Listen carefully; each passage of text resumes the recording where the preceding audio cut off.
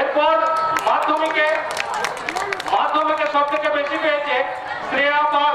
শ্রেয়া পালের হাতে পুরস্কারটি তুলে দিচ্ছেন আমাদের সবাই ভারতীয় সংঘের প্রেসিডেন্ট মাননীয় শ্রী দেবী প্রসাদ চট্টোপাধ্যায় চ্যাটার্জি।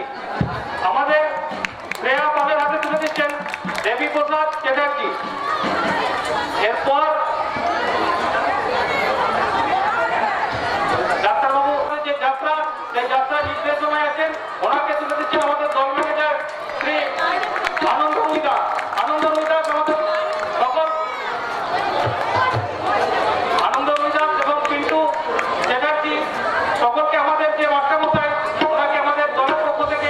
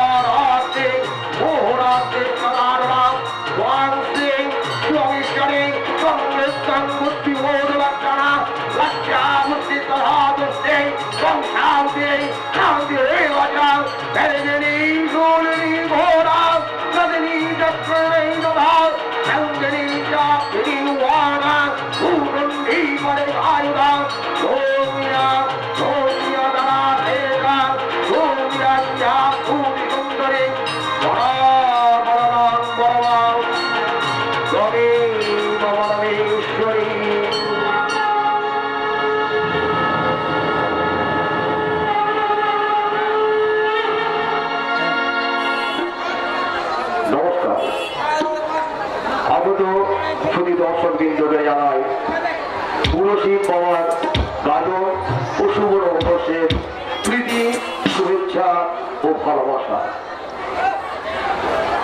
1432 সালের 1 বৈশাখ সকলকে শ্রেণীগত শ্রদ্ধা, শুভেচ্ছা ও ভালোবাসা জানায়। শোনাই ভারতী সংঘ প্রতি বছর 1 বৈশাখ যাত্রা অনুষ্ঠানের মধ্যে দিয়ে সকলকে যেমন সাদর আহ্বান জানায়, তেমনি সকলকে সঙ্গে নিয়ে এগিয়ে চলার মেলবন্ধনে শরিক হয়। শিবির গাজনের পরে যাত্রা অনুষ্ঠানের পরিমিত আনন্দ খোঁজার মধ্যে দিয়ে আমরা জীবনের বিবিধের মাঝে ঐক্যের সুর খুঁজে পাই। আজ যা আছে কাল তা থাকে না, বয়ে চলে অনন্ত কাল স্রোত। তাই যেসব যাত্রাপতি দর্শক ও যাত্রাভিনেতা গত 1 বছর আমাদের ছেড়ে স্বর্গলোকে যাত্রা করেছেন, তাদের বিদেহী আত্মার শান্তি কামনা করি ও শোক সন্তপ্ত পরিবার বর্গকে আন্তরিক সমবেদনা জানায়। মানুষ ভুলতে পারে বলেই বেঁচে আছে, না হলে পাগলা গারদ হয়ে যেত এই পৃথিবী। তাই সবাই আমাদের দুঃখ ভুলে আবার নতুন করে বাঁচার রসদ খুঁজে পায়। ঐতিহ্য, সংস্কৃতি, সাংস্কৃতিক জীবন ও নানা অনুষ্ঠানের মধ্যে দিয়ে বেঁচে থাকার চরৈগতি মন্ত্র খুঁজে পায়। গত 1 বছরের মধ্যে আমরা হারিয়েছি আমাদের যাত্রাপতি, যাত্রা অভিনেতা নবকুমার লোহার মহাশয়কে। আজ এই পূর্ণ দিনে আমরা তাকে স্মরণ করি, তার আত্মার শান্তি কামনায় আমরা কিছুক্ষণ নীরবতা পালন করব।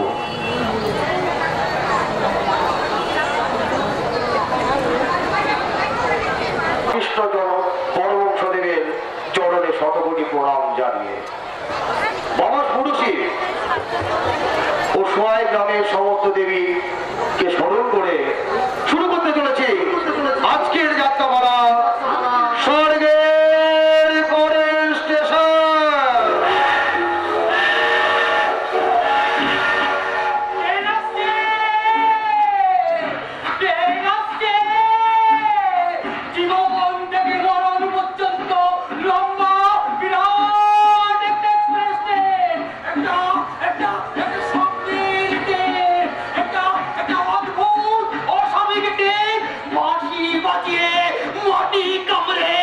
স্টেশন পার হয়ে রেল লাইন ছুটে আসছে। প্যাসেঞ্জার বন্ধুগণ, তোমরা যারা ট্রেনে উঠতে চাও না, তাড়াতাড়ি টিকিট কাউন্টারে গিয়ে টিকিট কেটে নাও। দেরি করবে না, তাড়াতাড়ি করো। বুঝতে পারছো না? ঘন্টা বাজছে, ঘন্টা। ঢং ঢং ঢং। চুপ কর বলছি। আপনি কি পাগল নাকি? পাগল? আমার ট্রেনের 1 নম্বর প্যাসেঞ্জার এসে গেল। আমি বিবেক। আমার নাম বিবেক। ওই হৃদয়পুরে ছিল আমার বাড়ি। বাবার নাম ছিল সত্য, মায়ের নাম ছিল সুনীতি। বাড়ি নেই, মা নেই, বাবা নেই, কেউ নেই। দ্বিতীয় বিশ্বযুদ্ধের পর 1350 সালের মধ্যে এই দেশের সব সংসারের বাবা সত্যবাবুরা, সব সংসারের মা সুনীতি দেবীরা মারা গেছে। সত্য সুনীতির একমাত্র সন্তান এই বিবেক আজও কেঁদে বেড়াচ্ছে তার বাবার জন্য, তার মায়ের জন্য। বাবা, মা গো। বিবেকবাবু, আপনি কাঁদবেন না বিবেকবাবু। আসলে আমি আপনাকে বুঝতে পারিনি। আপনি আমার অপরাধ ক্ষমা করে চলুন, আমার বাড়ির ভেতরে চলুন। কি করে যাব? এখনই যে আমার ট্রেন এসে যাবে। আমি যে গার্ড সাহেব, এই সবুজ পতাকাটা দেখে ট্রেনটাকে নিয়ে যেতে হবে স্বর্গের পরের স্টেশনে। হ্যাঁ, প্যাসেঞ্জার বন্ধু, তুমিও যদি স্বর্গের পরের স্টেশনে যেতে চাও, তাড়াতাড়ি টিকিট কেটে নাও। আমি যদি একবার এই সবুজ পতাকাটা দেখিয়ে ড্রাইভারকে গাড়ি ছেড়ে দিয়ে বলি, আর সেই গাড়িতে উঠতে পারবে না, আর বাবা মার সাথে দেখাই হবে না। এই তো আমার ট্রেনের দ্বিতীয় প্যাসেঞ্জার এসে গেল। নানা রবি, পাগল বলিস না। আচ্ছা, প্যাসেঞ্জার, আপনার নামটা কি? ভুবন দাদা। ভুবন মানে তো পৃথিবী। আচ্ছা পৃথিবীবাবু, আপনি একটা কাজ করবেন। আমার এই ট্রেনটাকে আপনি চালিয়ে নিয়ে যাবেন। পারবেন না তো? কেন পারবেন না? উত্তর দিন, জবাব দিন।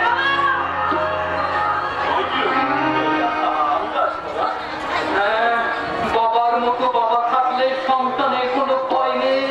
এ যুগের বাবারা ছেলে মেয়েদের কাণ্ড কারখানা থেকে বোবা হয়ে থাকে। আধুনিকা মেয়েদের মা হতে লজ্জা করে। মায়েদের পেটে কি বিদ্যাসাগর কিংবা আশুতোষ মুখার্জি জন্মায় না।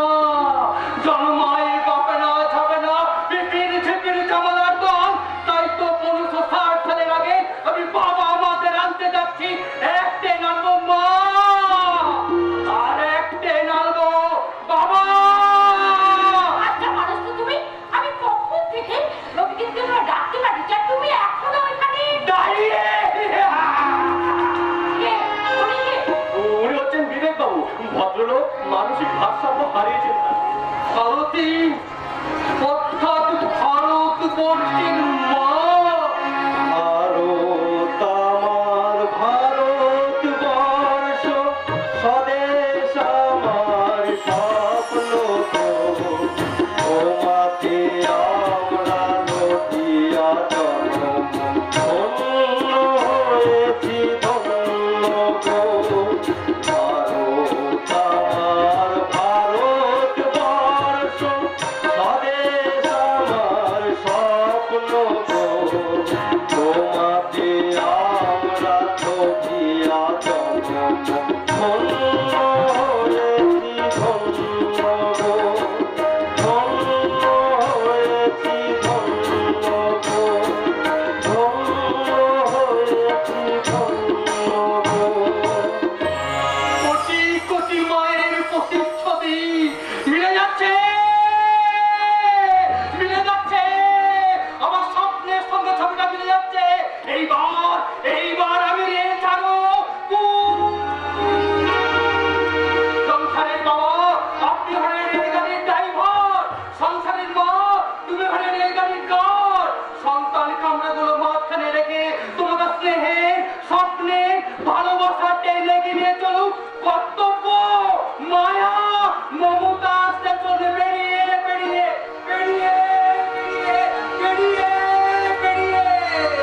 জীবনে রেলগাড়ি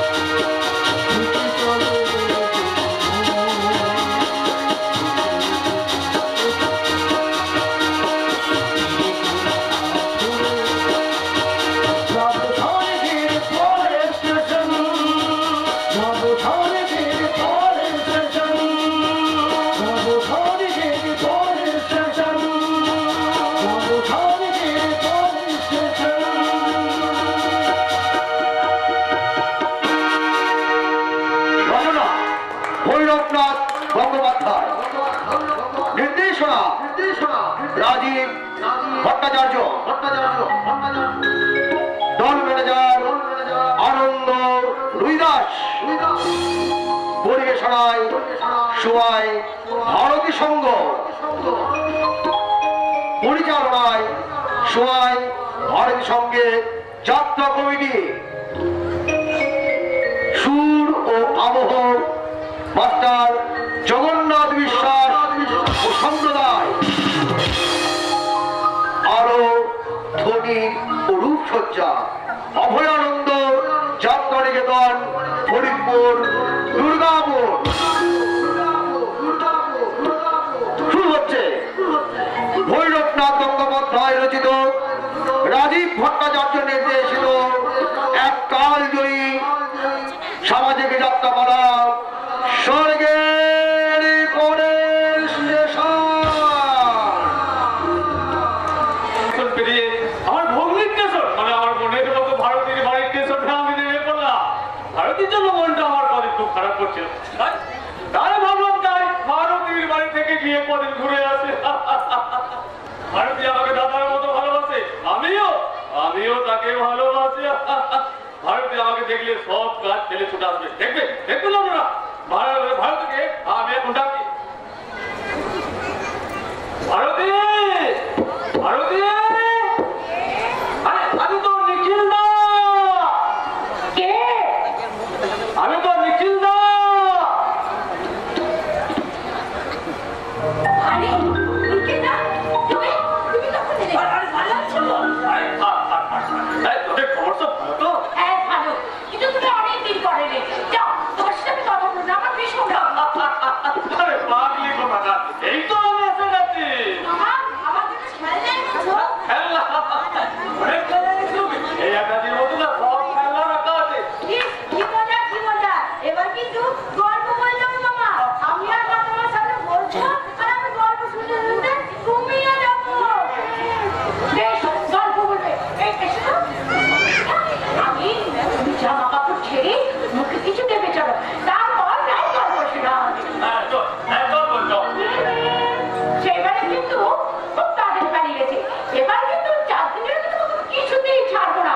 পালিয়ে যদি যাও না, তাহলে তোমাকে আমরা বেঁধে রাখবো। বাবুকে দিয়ে ভারতীর এত বাড়াবাড়ি আমার কিছুতেই ভালো লাগছে না, কিছুতেই না। ভারতী যতই বলুক নিখিল বাবু দাদা ছোটবেলার বন্ধু, আর সেই সম্পর্কে নিখিল বাবুকে ছোট বোনের মতো স্নেহ করে, তবু আমি ব্যাপারটা মন থেকে মেনে নিতে পারছি না। কারণ নিখিল বাবু ভারতীর নিজের দাদা নয়, দাদার মতো। ওদের দুজনের সম্পর্কের মধ্যে একটা মতো আছে, ভাইয়ের মতো, বোনের মতো, আর ওই মতো শব্দটাই যত নষ্ট করে। তাই আজ আমি আর চুপ করে থাকবো না, আজ আমি স্পষ্ট করে ভারতীকে জানিয়ে দেবো। কি ব্যাপার? তুমি কার সঙ্গে দাঁড়িয়ে কথা বলছো? কেন নিজের সাথে? নিজের সঙ্গে আবার কথা বলা যায় নাকি? যে মানুষটা তার নিজের গভীর গোপন কথা অন্য কাউকে বলতে পারে না, সেই মানুষটা নিজের সঙ্গে নিজের কথা বলে। তার মানে তুমি তোমার মনের গোপন কথা কাউকে বলতে পারো না, মানে আমাকেও তোমার গোপন কথা বলা যাবে না? বাজার থেকে কি আনতে হবে বলো? আমি বাজার যাবার নাম করে পালিয়ে যাচ্ছ বুঝি? লক্ষ্মী রাগ করে না, আমি বুঝতে পেরেছি। নিখিলদা আমার দাদার বন্ধু। দাদার মৃত্যুর পর নিখিলদা যে ওই দাদার আসনটা দখল করে বসে আছে, তাই আমি জানি নিখিলদা এলে তোমাকে সবসময় সময় আর সঙ্গ দিতে পারি না।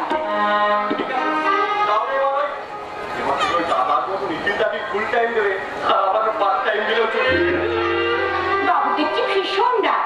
এই শোনো না, এই না বাজারে এখানে বাজারে খাদ্য আছে, তুমি সামনে দোকান থেকে বাজারটা করে নিসো। তারপর মশাই তুমি যা চাইবে আমি তাই দেব। কি আছে মশাই? ঠিক আছে তো? ঠিক আছে, যাতে তোমার ঠিক থাকে সেই ব্যবস্থা করছি। অসময় হলো আমি সেই ব্যবস্থাই করছি। আকাশ দিয়া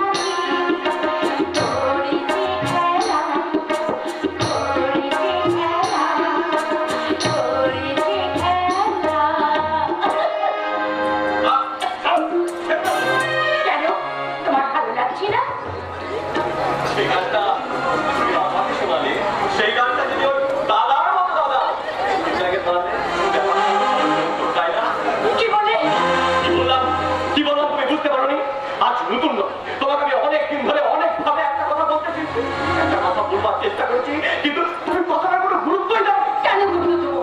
আমি তো তোমার গুরুত্ব হীনগুরুত্ব রোগী নয়। কথা বলবো। অনেক দিন ধরে তোমার অনেক অভিনয় আমি করতে পেরেও আমি তোমাকে ক্ষমা করে এসেছি, মুখ করে সহ্য করে এসেছি। কতদিন বলেছি ওই নিখিল বাবুর সাথে আমার মেলামেশা আমার ভালো লাগে না, ভালো লাগে না। ভাই বোনের মেলামেশা তোমার ভালো লাগে না? তুমি না শিক্ষিত, তুমি না বাচ্চা ছেলেদের মতো জ্ঞান দাও, অথচ তোমার মনটা এত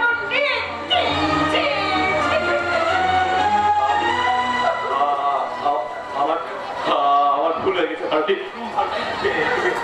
তুমি আমাকে ক্ষমা করে দাও লক্ষ্মীজি, তুমি আমার কথা কিছু মনে করো না ভারতী, আমার কথা তুমি রাগ করো না, বিশ্বাস করো ভারতী।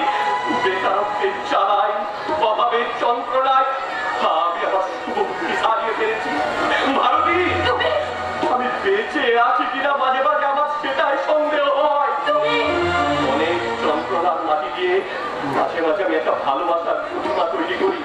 রবির মুখের দিকে তাকিয়ে আমাদের বাচ্চা সুমের মুখ চেয়ে মাঝে মাঝে আমি নিজেকে স্বর্গ বানিয়ে নিয়ে ভাবি আমার কিছু না, দুটো সন্তান তো আছে, একটা ভালোবাসার প্রতিভা তো আছে।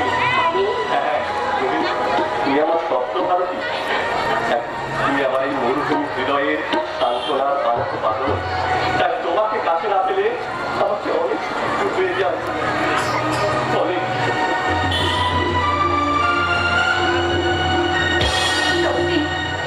মানুষ বুঝে খুব বেশি ভালোবাসতে এরকম ভুল করে।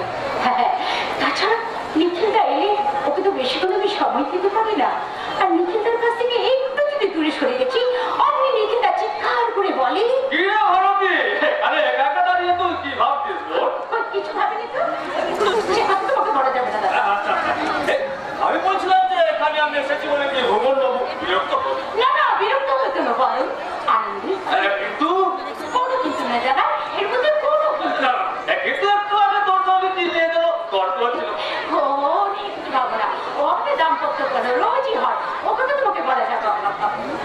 কেন বলা যাবে না রে ভারতী? এই ধরে না আমি মানে তোর বন্ধু। না না, তুমি আমার বন্ধু হতে যাবে কেন? তুমি আমার দাদার বন্ধু, দাদা। ও মতে বাধা কিসে? এই সব রে তোকে না আমি মা ভাই কাছে আমি কিছুতেই চুপ করতে পারছি না। দাঁড়া, আমি একটু সমস্যাটার কাছে যাচ্ছি। তুই তোর মামার সঙ্গে গল্প কর, আমি একটু সমস্যাটাকে নিয়ে আসবো। সমস্যা কি ভাবছো? ভাবছি না, ভাবছি রাখলে চলবে না। ওইসব মানেটা তো তোকে ভাবতে হবে না। 100 টাকা আর 100 টাকা দিয়ে ওই মনের মাত্র মিষ্টির দোকান থেকে সন্দেশ নিয়ে প্লিজ কতদিন সন্দেশ খাইনি, দাও মা দাও, আমি দৌড়ে যাবো আর দৌড়ে আসবো। দৌড়ে যেও না, রাস্তায় বিপদ হতে পারে। তাড়াহুড়ো করবে না, একদম আস্তে আস্তে যাও। ঠিক আছে মামা, তুমি আমার মাকে বলে দিও আমি সন্দেশ আনে গেছি, নরেন্দ্র সন্দেশ।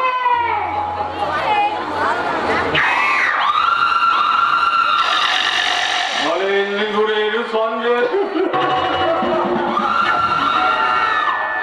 ঘর থেকে বেশি মিষ্টি ভারতের যোগ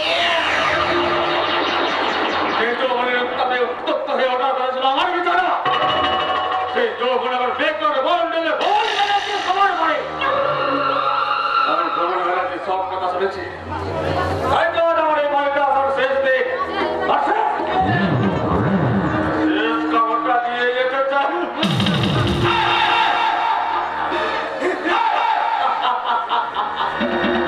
দাদা তুমি হাসছো কেন? সবাইকে বুঝতে হয়েছি। হ্যাঁ, সমস্যাটা তুই ঘুমিয়ে গেছে। তাহলে তুই এক কাজ কর, সমস্যা লাগবে না, এখানে শুয়ে দে। কেন সব তুই আমার কাছে বল।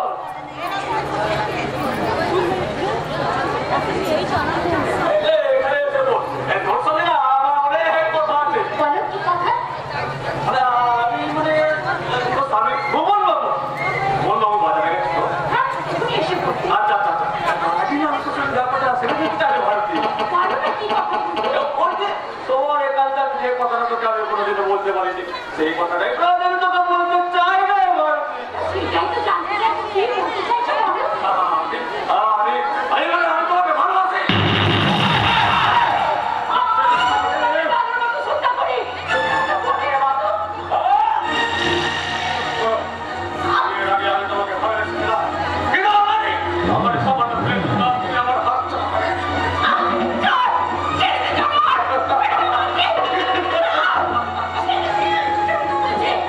আমি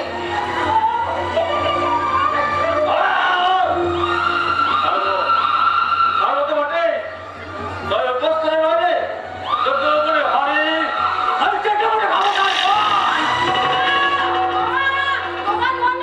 ওকি ওকি বাইরে দিকে এগিয়ে যাচ্ছে কেন? মা, আমি আমার বাবাকে ডাকবো।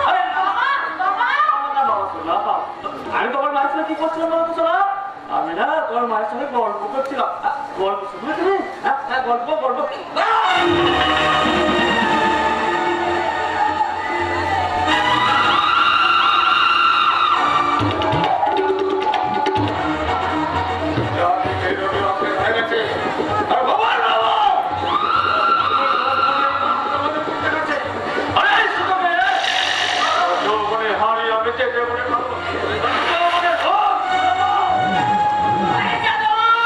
একটু আগে আমার স্বামীর কাছে কারো বড় মুখ করে কথা বলছিলাম।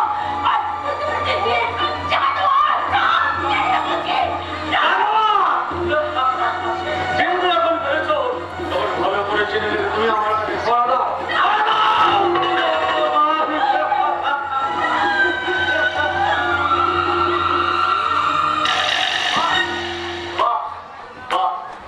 ভাই বোনে কি অপূর্ব স্নেহ। আরে আপনি এসে গেছেন মোহন বাবু, দেখুন না, দেখুন ভারতী কি মানে এমন জানো আমি কখনো এ বাড়িতে আসতাম না। ওরে বউ, তোর মানে এই ছিল রে বউ।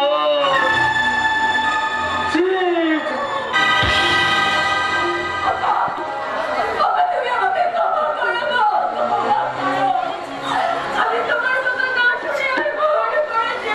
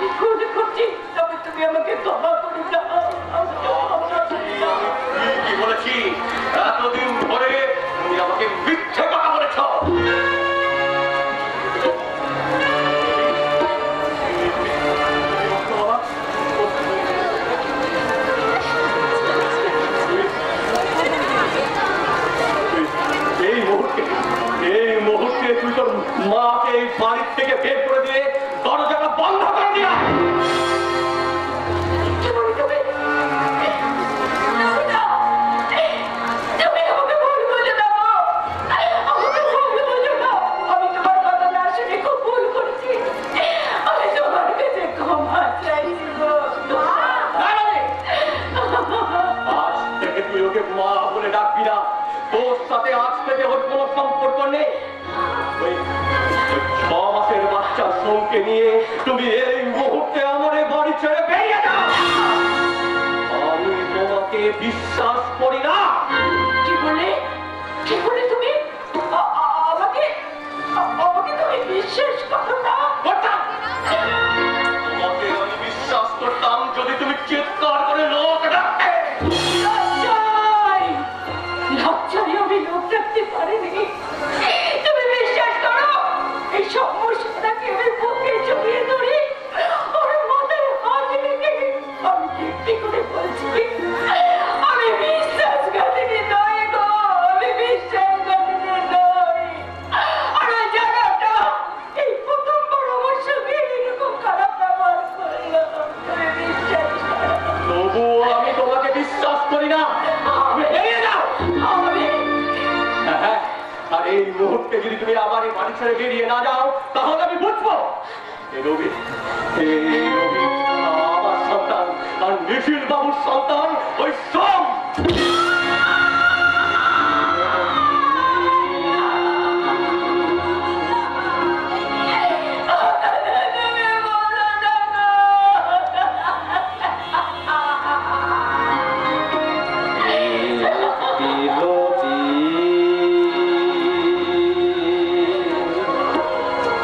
দুটি ভাগ হয়ে মিশে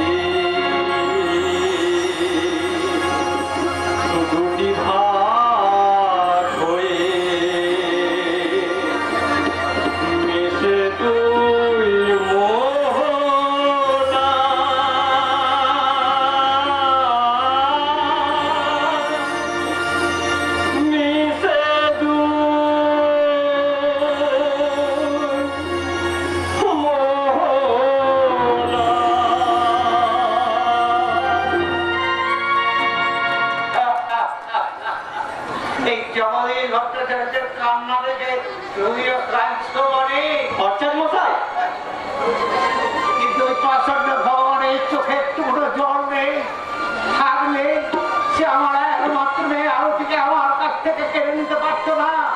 ভগবান, তুমি যদি মানুষ হতে আর ছেলে মেয়ের বাবা হতে, তাহলে বুঝছে যে একমাত্র মেয়ে হারা বাপের বুকের কি যন্ত্রণা। আরতি মা আমার। আপনি আবার কাঁদছেন ভট্টাচার্য মশাই? আবার আপনি মদ খেয়েছেন? চলুন ঘরে চলুন। না না, আমি ঘরে যাব না, আমি বাইরে বসে থাকবো।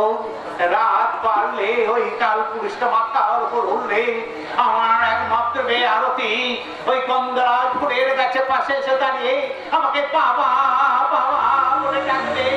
আমি তখন ছুটতে গিয়ে দু হাত দিয়ে জড়িয়ে ধরে তাকে বলবো, মা মা গো আরতি, তুই এতদিন কোথায় ছিলি মা? এই বুড়ো বাপকে কিন্তু 6 মাসের মধ্যে মনে পড়ে না, কোনোদিন মনে পড়ে না। এমনি করে পথ খেয়ে আর কতদিন বাঁচবেন খরচা করবেন? শেষ পর্যন্ত আপনি কি মেয়ের সাথে পাগল হয়ে যাবেন? আমি পাগল হয়ে যাব? আমি আমার একমাত্র মেয়ে আরতির মৃত্যুকে আমি ভুলে যেতে চাই। ভুলতে চাইলেও কি ভোলা যায় খরচার মশাই? আপনি তো আমাকে কতদিন বলেছেন প্রপঞ্চ মায়ায় হলো মহামায়া মায়া। যতদিন আপনার কায়া আছে ততদিন মায়া থাকবে। সেই মায়া আপনি কোনোদিন ভুলতে পারবে না ভট্টাচার্য মশাই, কোনোদিন না, কোনোদিন না। কি করে ভুলতে পারবো ওই আত্মা শক্তি মা মহামায়া যে জগৎটাকে আচ্ছন্ন করে রেখেছে? তাই তো কেন আমার মনে হয় ওই বাচ্চা ছেলেটাকে কোলে নিয়ে আর এসে আমাকে বলবে, বাবা বাবা। আমি এলাম। তুই এসেছিস মা, তুই এসেছিস? এই কচি ছেলেটাকে তুই আমাকে ভুলে গেছিলি বুঝি? আমি তুই তো আমার মেয়ে আরতি, তাই তো আমাকে রাতে এই অন্ধকারে তুই আমাকে দেখতে এসেছিস। দেখ দেখ দেখ, তুই এই বুড়ো বাপটাকে ভালো করে চোখে চেয়ে দেখ। তুই ছিলে না বলে আনন্দে আনন্দের বুকে পাঁচটা ছাপটা হয়ে গেছে, কেঁদে কেঁদে আমার চোখ দুটো ছাপটা হয়ে গেছে রে মা। আমি আরতি নই, আমি আরতির বান্ধবী আরতি। মিথ্যা কথা, মিথ্যা কথা। তুই আমার মেয়ে আরতি, তাই তো রাতের অন্ধকারে আমাকে দেখতে এসেছি। হ্যাঁ হ্যাঁ, তাই এতদিন তুই কোথায় ছিলি? 6 মাস পর তুই যখন আমার ছেলেটাকে নিয়ে দাদু ভাইকে নিয়ে ফিরে এসেছি, তখন আমি তোকে কিছুতে কোথাও যেতে দেবো না, কিছুতেই না। দাদু ভাইকে আমার বলে দে। দাও ভালো দিদি, তোমার ছেলেকে কাকার তুলে তুলে দাও।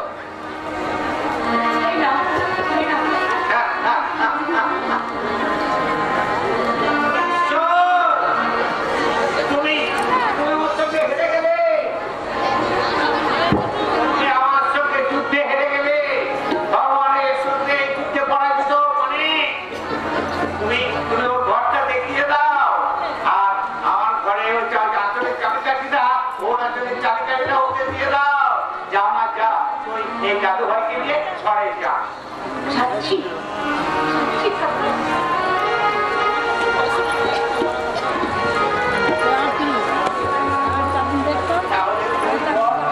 আমাকে ছেড়ে কোথাও যাবি না। আমি তোমার মুখের হাত থেকে দিব্যি করে বলছিলাম, তোমাকে ছেড়ে আমি কোথাও যাবো না কাকা, আমি কোথাও যাবো না। তুই আমাকে একবার বাবা বলে ডাক, বল না, বল না মা, বল না মা, বল না।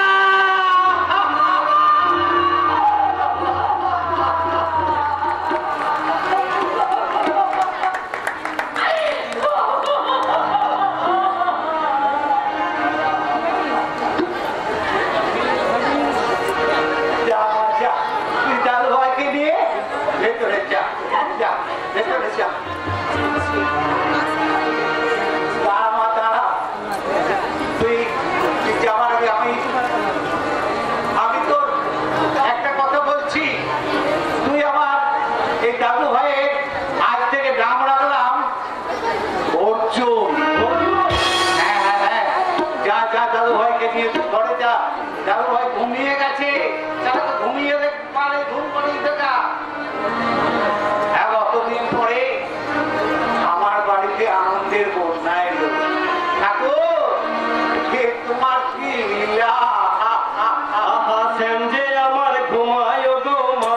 তার কোলে মাখন চুরি করবে যে গো আর দুটো দিন পরে যে আমার ঘুমায় গো মা যশোদার কোলে মাখন চুরি করবে যে গো আর কটা দিন পরে হৃদয় বৃন্দাবনের পথে নুপুর ভেসে যায়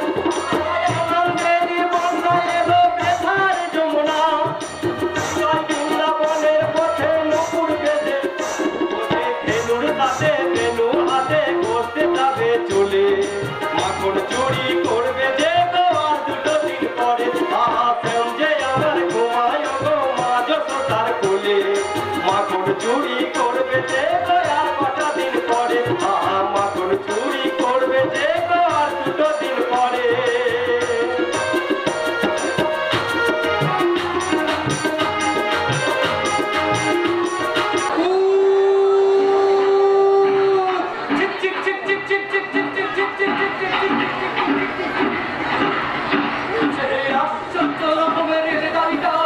মায়ের কোন স্টেশনে মা তার শিশু সন্তানকে নামিয়ে দিয়ে স্টেশনের দিকে এগিয়ে যাচ্ছে। বন্ধুগণ আপনারা বসুন বসুন ভুল বোঝাবাজি স্টেশন থেকে রেলগাড়িটাকে ছেড়েছি এরপর সন্দেহ সম্মানবোধ অফিস স্টেশন পেরিয়ে ঝগড়া ঝাঁটি স্টেশনে কিছুক্ষণ গাড়িটাকে দাঁড় করিয়ে কন্যাশ্রী স্টেশনে কিছুক্ষণ ইঞ্জিনটাকে ঠিক করে নিয়ে কর্তব্য বিমা অনুশোচনা স্টেশনে পৌঁছতে 21 বছর সময় লেগে গেল। আমি গাড়ি দাঁড় করাবার সিগন্যাল দিলাম। ওই দেখুন তারকা ভুবনে বেড়াচ্ছি আত্মবিরাম। 21 বছর ধরে আমি ভারতীয় আশ্রমকে খুঁজে বেড়াচ্ছি কিন্তু কোথাও আমাদের সন্তান পেলাম না। ভারতীয় সঙ্গে ছাড়াছাড়ি হওয়ার পরে আমি পুলিশের চাকরিটা পেয়েছি। বর্তমানে আমি হৃদয়পুর থানার ওসি। আমার হাতে এখন অনেক ক্ষমতা কিন্তু সমস্ত ক্ষমতা প্রয়োগ করেও তবে আমার এই সাঙ্গা মনটাকে কিছুতেই জোড়া লাগাতে পারছি না, কিছুতেই না। ভালোবাসা আমারও একটা ফুল 21টা বছর ধরে আমার এই জীবনটাকে জ্বালিয়ে পুড়িয়ে ছাড়খাড় করে দিচ্ছে।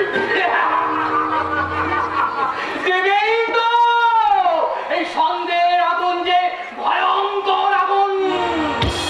ওই আগুনে কত সংসার পুড়েছে, কত মনে জমা হচ্ছে ফুলের ছাই, কত মনে জমা হচ্ছে ফুলের ছাই, তার কোনো হিসাব নাই। আপনি বিবেকানন্দ বিবেক কিছু চিনতে পারে, সে মন বিবেকনতার কাজ করে কি করে? 21 বছর আগে আপনার সঙ্গে দেখা হয়েছিল, আমি আপনাকে চিনতে পেরেছি। এখন তো আপনি ওই হৃদয়পুর থানার দারোগা বাবু। নমস্কার দারোগা বাবু। ভালো পুলিশ অফিসার হিসাবে অনেক মানুষের কাছে আপনি সম্মান পেয়েছেন। আমার উন্নত পুলিশ অফিসাররাও আমাকে যথেষ্ট ভালোবাসে। কে ঘুষ খেতে চাইলে আমি তাকে অপমান করেন। আপনার বড় ছেলে রবি একটা বড় কোম্পানিতে কাজ করে আপনি তার বিয়ে দিয়েছেন। একটা ফুটে নাতি হয়েছে। ঠিক দেখতে আমার ওই বড় ছেলে রবির মতো হয়েছে। এই বর্তমানে ছেলের বউ আর নাতি নিয়ে আমি সুখেই আছি। হ্যাঁ বলছেন না, আপনি সুখে আছেন, আপনি শান্তিতে আছেন। বাবু আমি সুখে আছি, আমি শান্তিতে আছি। এখন আমার কোনো কিছুর অভাব নেই, কোনো কিছু না। অভাবে জিনিসের স্বভাবটা আছে তো বিবেকবাবু ওই জবাব দিতে পারেন? এত প্রভাব প্রতিপত্তি থাকা সত্ত্বেও নবাবী চাল চলন দেখে কোপটা কমাবে খেয়ে রাতে ঘুম হচ্ছে কি? কেন ঘুমাবে না? এই কার চিন্তা আমার ঘুম কেড়ে নেবে? আপনার ভালোবাসার চিন্তা। ভালোবাসা আপনার স্ত্রী ভারতীর ভাবনা। ভারতী আপনার ছোট ছেলে সোমনাথের শত সহস্র স্মৃতির অটল তলে তলিয়ে গেছে আমার সপ্তবিঘা মধুকর। ভালোবাসার কবলে কামিনী আমাকে পথভ্রষ্ট করতে পারেনি। আমি সন্দেহের সমুদ্র সাঁতার দিয়ে পেরিয়ে এসে পৌঁছে গেছি সৌভাগ্যের সিন্ধন দিতে। আমি সুখী, আমি মুক্ত, আমি সুখী।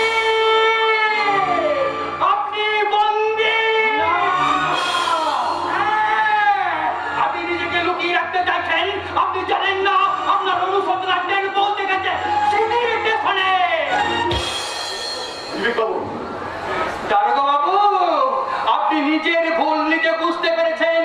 আপনি জানতেন আপনার ছোট ছেলে সোমনাথ আপনারই সন্তান। তাৎক্ষণিক জেতার জন্য আপনি নিজেকে সওদাগর সেজেছিলেন। কিন্তু ব্রাহ্মণকে গাইতে লুকিয়ে কোনো লাভ নেই। আপনি খুঁজুন, অনুসন্ধান করুন, যদি খুঁজে পান ভালো, তবে নিশ্চিন্তে থাকুন, সন্ধ্যের মহাসাগর এবং সুখ চিংড়ি রাজ্য থেকে আপনাকে উদ্ধার করবে আপনারই ছোট ছেলে জীবন্ত সওদাগর। জীবন্ত সওদাগর, জীবন্ত সওদাগর।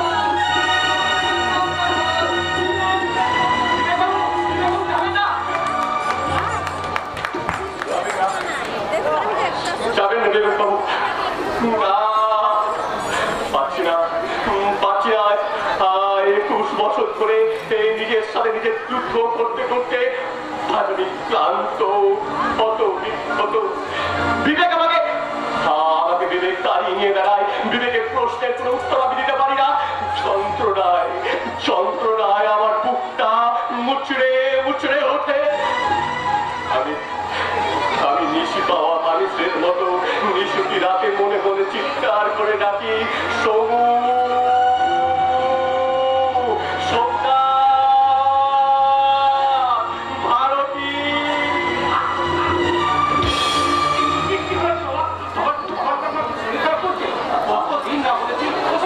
চিন্তা আপনি করবেন না রবি, তোমার মায়ের চিন্তাকে তুমি আজে বাজে চিন্তা বলছো? আজ থেকে 21 বছর আগে যে ভদ্রমহিলা আপনাকে ছেড়ে একটা ছোট্ট বাচ্চাকে, 6 মাসের বাচ্চাকে নিয়ে চলে গেছে, তার কথা ভেবে কি লাভ হবে? তোমার মা তোমার কাছে শুধু ভদ্রমহিলা না, মানে আমি বলছিলাম, তুমি তো লেখাপড়া শিখেছো, কলেজ ইউনিভার্সিটি পেরিয়ে অনেক বড় বড় সার্টিফিকেট নিয়ে এসেছো। আর সেজন্যই বুঝি তুমি ভুলে গেছো জীবন বোধের প্রথম ভাগের কথা। বাবা, লেখাপড়া শিখে মানুষ যে এত বড় অশিক্ষিত হয় সেটা আমার জানা ছিল না। বোমা, বাবা,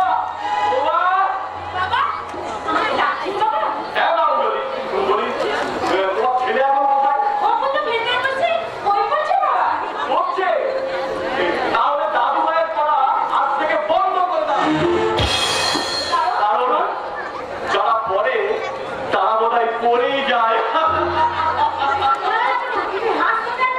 বলে দাদু ভাই, বাবা নিচে থেকে নেমে পড়তে বলে। বাবা আপনি থানায় যাবেন না? যাবো। তারা গিয়ে আমি চোর গুন্ডা সমাজ বিরোধীদের শাসন করবো, কিন্তু তার আগে আমি আবার ঘরের বড় ছেলেকে শাসন করি না। আপনার ছেলে কি কোনো অন্যায় করেছে? না, আমার ছেলে কি কখনো অন্যায় কাজ করতে পারে?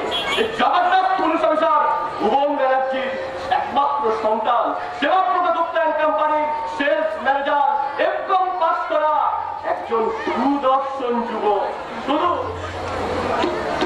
তার মাকে বলে ভদ্র মহিলা।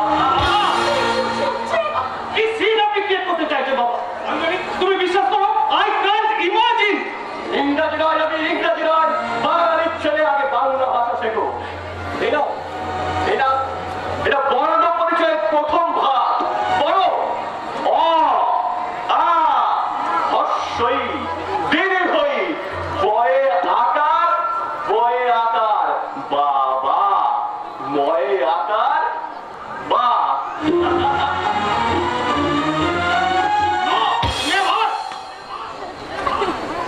আমি বর্ণ পরিচয় মুখস্থ করে আরেকটা ভুবন ব্যানার্জি হতে চাই না। আমি আমার মতো হতে চাই। পুলিশ অফিসার হয়ে উনি ঘুষ খাবেন না। সততার স্মৃতির ঝুলি মাথায় নিয়ে গরুর গাড়ির মতো উনি মরণের দিকে এগিয়ে যাবেন, তবু আদর্শ ত্যাগ করবেন না। ও ওয়ার্থলেস কথাকার একটা।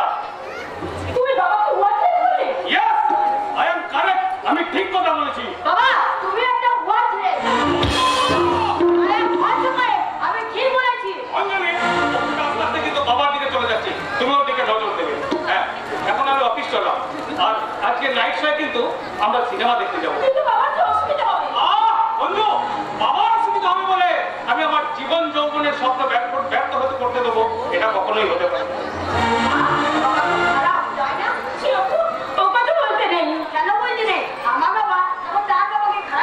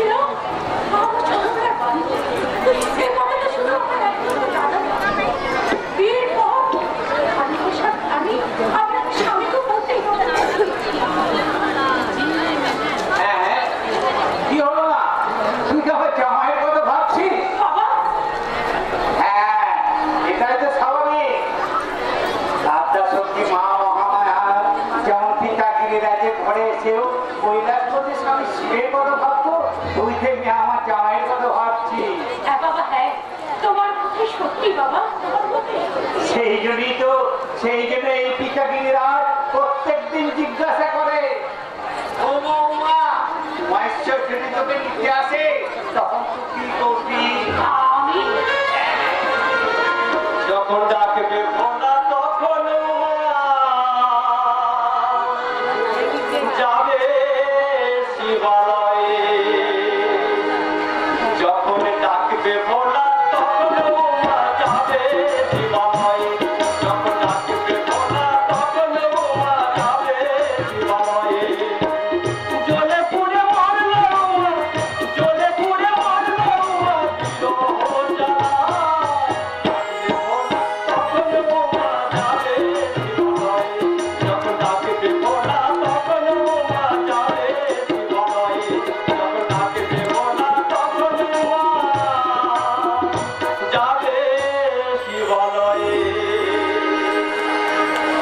না না না, কোথাও যাওয়া হবে না।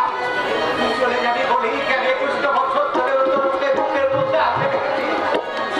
ওই ডাক্তারের মতো দাদু ভাইকে 21টা বছর ধরে আমি কষ্ট করে দিলে দিলে মানুষ করেছি। চলেই যদি যাবি তাহলে ফিরিয়ে দিয়ে যা। আর এই স্নেহ মাখা মায়ের চরণে 21টা বছর পারবি পারবি পারবি। যাবো না, যাবো না বাবা। আমি তোমাকে চিনি, আমি কোনটাও শান্তি পাবো না। তুমি শান্ত বাবা। এই কি করছেন ভট্টের মশাই? শান্ত বাবা। দিদি কি সত্যি সত্যি চলে যাচ্ছে? যদি অমন করে জড়িয়ে ফেলে কাঁদছেন? যদি পালিয়ে যায়, যদি বাবা বলা ডাক শোনে বাবাকে ফেলে পালিয়ে যায় তখন আমি কি করবো?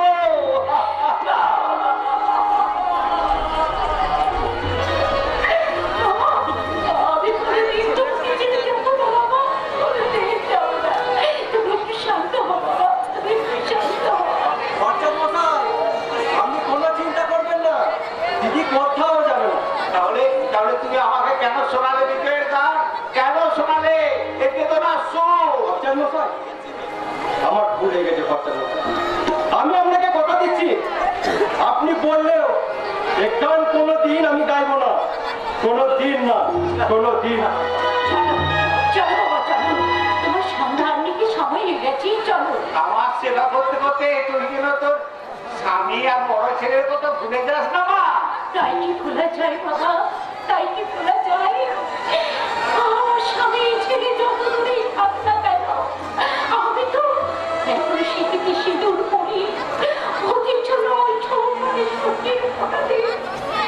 তারা যত দূরেই থাক, আমি ঈশ্বরের কাছে হাত জোড় করে সকাল সন্ধ্যা প্রার্থনা করি। আমার স্বামীর সন্তান যত দূরেই থাক, আমার কথা ভাবুক না ভাবুক।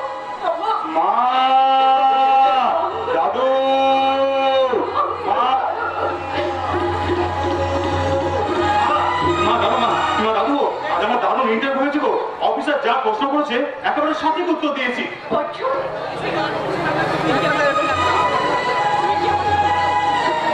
কি হলো মা?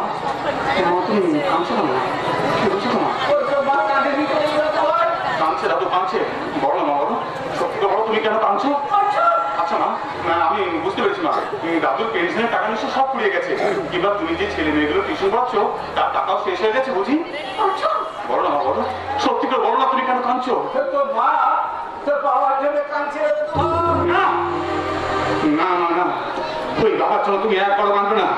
যে লোকটাকে আমি মন প্রাণ দিয়ে তোমার তো ঘৃণা করি, সেই লোকটার জন্য তুমি তোমার চোখে জল ফেলবে না মা। না রে না, তুই বাবাকে ঘৃণা করিস না, পাপ হবে না, পাপ হবে। বাবা হচ্ছে জন্মদাতা পিতা। পিতা? হ্যাঁ হ্যাঁ, অর্জুন হ্যাঁ শাস্ত্রে বলেছে, পিতা সর্ব পিতা ধর্ম পিতা হি প্রতিভা বন্যে প্রিয়ন্তে সর্বদেবতা। মানি না, মানি না দাদু, মানি না। তোমাদের ওই শাস্ত্রের বিধান আমি মানি না।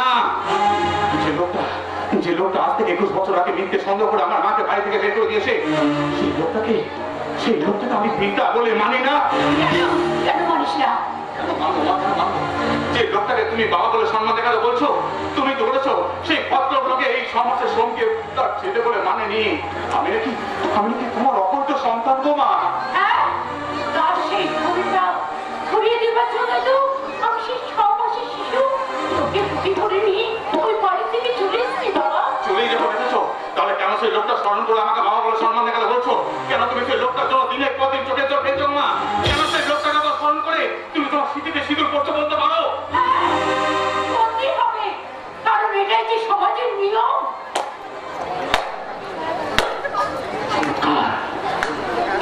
চলে এই সমাজের নিয়ম। যে মহানুভব স্বামী তার 6 মাসের শিশু পুত্র সহ তার স্ত্রীকে বাড়ি থেকে রাতের অন্ধকারে বের করে দেয়, সেই আদর্শ স্বামীর মঙ্গল কামনা করার জন্য সেই হতভাগিনী স্ত্রী দিনের পর দিন স্মৃতিতে সিঁদুর পড়বে। বাহ বাহ বাহ বাহ, কি চমৎকার এই সমাজের নিয়ম। ঠিক বলছি, আমি এই সমাজের পুরো সিস্টেমটাকে চেঞ্জ করার কথাই বলছি। আমি সোসাইটির পুরো সিস্টেমটাকে চেঞ্জ করে দেবো। হ্যাঁ মা, হ্যাঁ, আমি বেরিয়ে আসতে চাইছি এই সমাজের ব্যারিকেড থেকে। আমি এই সমাজের সমস্ত পুরনো নিয়ম শৃঙ্খল ভেঙে চুরমার করে দেবো, সব ভেঙে দেবো না। তাহলে ভেঙে ফেল, মা ছেলের সম্পর্কটা ভেঙে ফেল, সেটা আরো অনেক পুরনো। ভেঙে ফেল, যত শিপু ভালোবাসাকে ভেঙে ফেল, সেটা আরো অনেক পুরনো। ভেঙে টুকরো টুকরো করে দে, তোর এই মস্তিষ্কে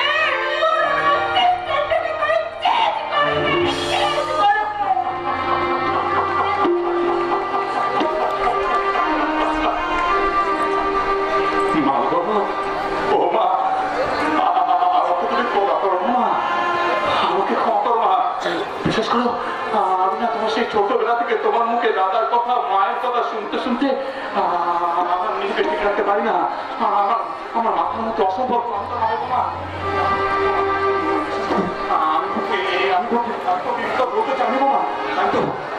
চাকরি করতে গিয়ে আমি আমার দাদাকে খুঁজতে পেরেছি, আমি আমার বাবাকে খুঁজেছি, আর খুঁজেছি সেই শয়তান নিখিল গুপ্তকে। তোকে কাউকে খুঁজতে হবে না, শুধু মা শব্দের মানেটা বল আর মায়ের আদর্শ থেকে ফিরে রাখ। এই সংস্কারী যারা মাকে চিনতে পারে তাদের আর কিছু খুঁজতে পারে না। আর কিছু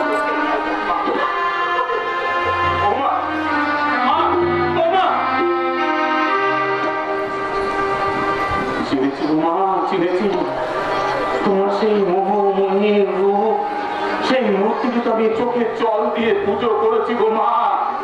হ্যাঁ মা, হ্যাঁ, দরকার হলে আমি আমার বুকে রক্ত দিয়ে তোমাকে পুজো করে যাবো গো মা।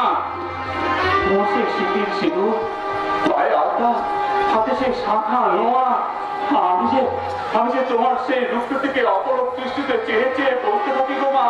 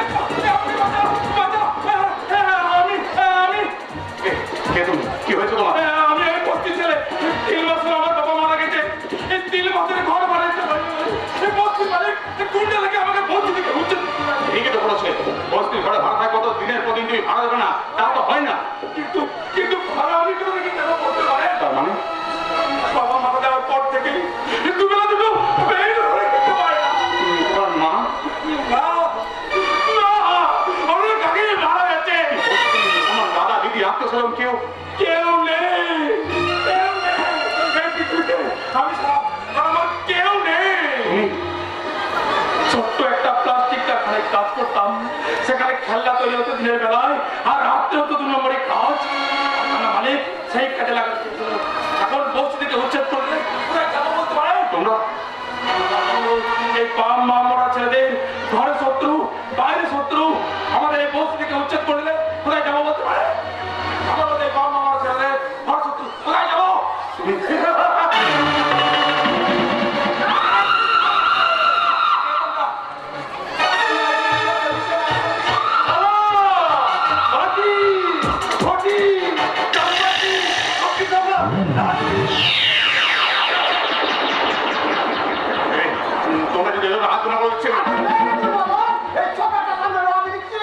সামনে কথা বলবি কেন? করলে মুখের মেপটাকে বলে বাচ্চা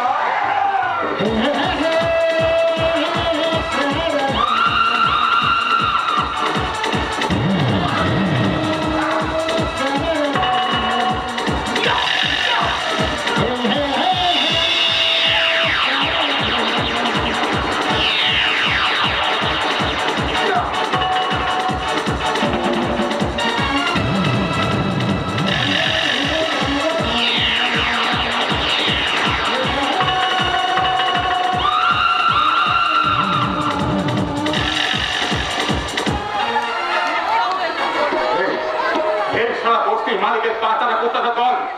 আমার কাছে 2-4টা ফেলছে, তোরা খেলে গেছিস।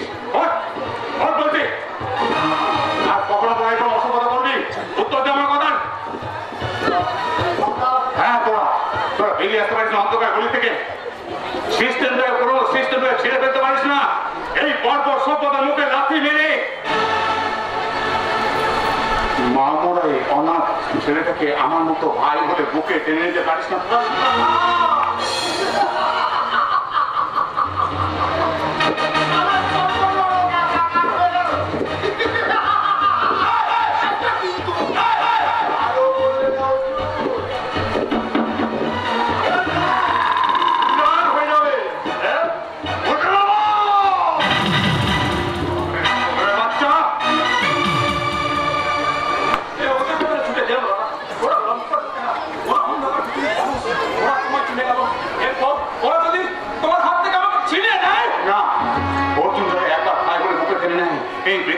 সাহস নেই তোকে আমার কাছ থেকে কেড়ে নেবার। হ্যাঁ, এই শিক্ষা আমি আমার মায়ের কাছ থেকে পেয়েছি রে ভাই। চল চল আমরা আমার মায়ের কাছে যাই, সেখানে মায়ের পায়ে হাত দিয়ে মায়ের আদেশ মাথায় নিয়ে আমরা নতুন পথের দিকে পা বাড়াবো।